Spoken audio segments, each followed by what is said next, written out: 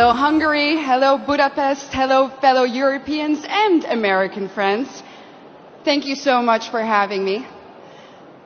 Allow me to skip formalities for a moment and dive right into a subject that is not so cheerful, but very, very necessary to discuss. Let me walk you through the past 7 days in Europe. This week in Stockholm, 3 elderly women in their 70s were stabbed in broad daylight on the streets. In London, 4 people were stabbed in a time span of just 42 hours. In Paris, hundreds of Afghan migrants took to the street to riot. And in Brigalow, also in France, yet another church was burned down to the ground. And that, ladies and gentlemen, is just a few incidents in just a couple of days on our beautiful continent. But we all know that these incidents aren't incidents anymore. If there's one thing that's for sure, is that we know, and our governments also know, that there is a link between mass migration and crime. In the Dutch city of Dordrecht, something interesting happened the other day. They announced, and this is a small city in the Netherlands, in my home country, that a new asylum center will be put in that little town. And what did the municipality do? They said, we are going to offer citizens who live in the vicinity of this center €1,000 to take extra safety measures. Our new reality in Europe consists of frequent rapes, stabbings, killings, murders, shootings, even beheadings. But let me be clear about one thing. This did not used to happen before. This is a newly imported problem.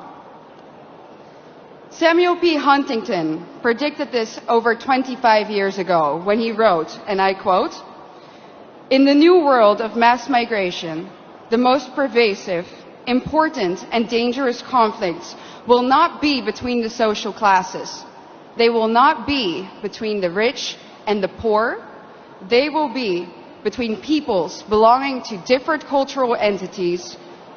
Tribal wars and ethnic conflicts will occur within civilizations." Well, boy, was he right. And the worst part is, we as a society seem to have become indifferent to it.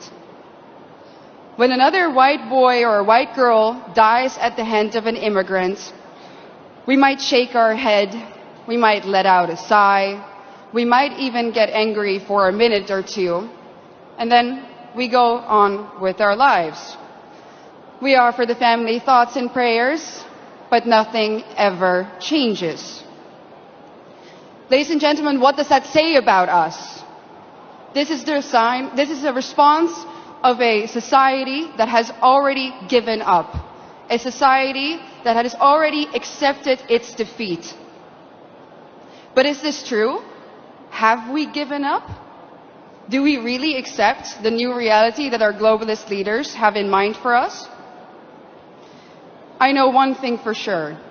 And that is that if nothing changes, if we don't start to seriously fight for our continent, for our religion, for our people, our countries, then this time that we live in will go down in history as the time in which Western nations no longer had to get invaded by hostile armies in order to be conquered.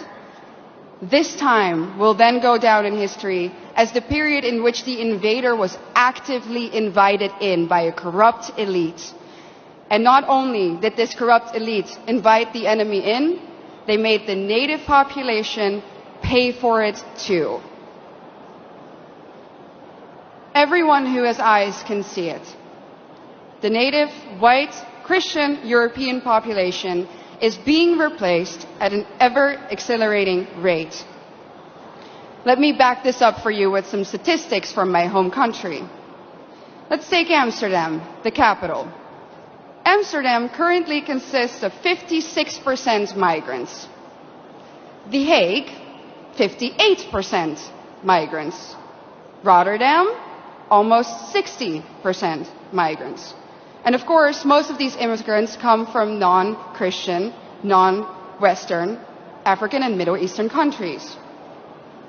Conclusion: the Dutch population is already outnumbered in the majority of our cities. But let's look onwards. London, 54% migrants. Again, conclusion: native population outnumbered. Brussels, color me shocked, 70% migrants. Conclusion: native population majorly outnumbered. And other Europeans will of course follow suit soon if they haven't already. So I'm going to draw the forbidden conclusion here.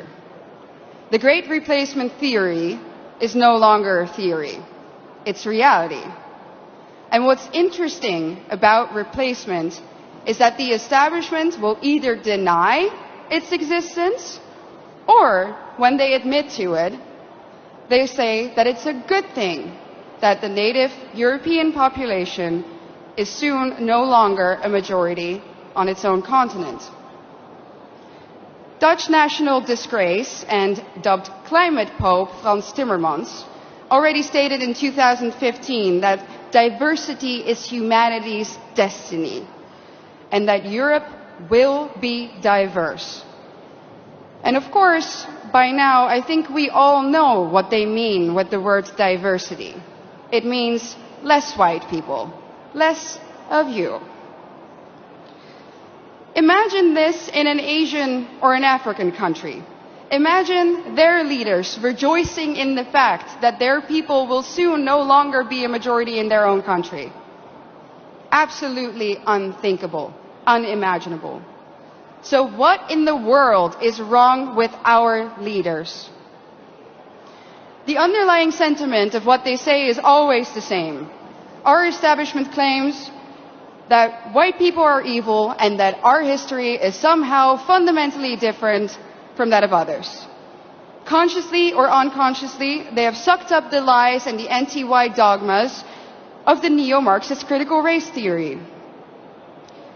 That's why the totalitarians in Brussels are trying to force you, the Hungarian people, a sovereign nation, to accept immigrants despite the fact that the population has said no, and so has the government.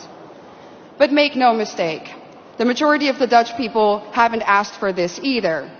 Just like Brussels is forcing Hungary to accept these hordes of immigrants, they are doing the same now, even in the smallest of towns in the Netherlands. No part may remain Dutch in the traditional sense of the word. No part of Europe may remain European.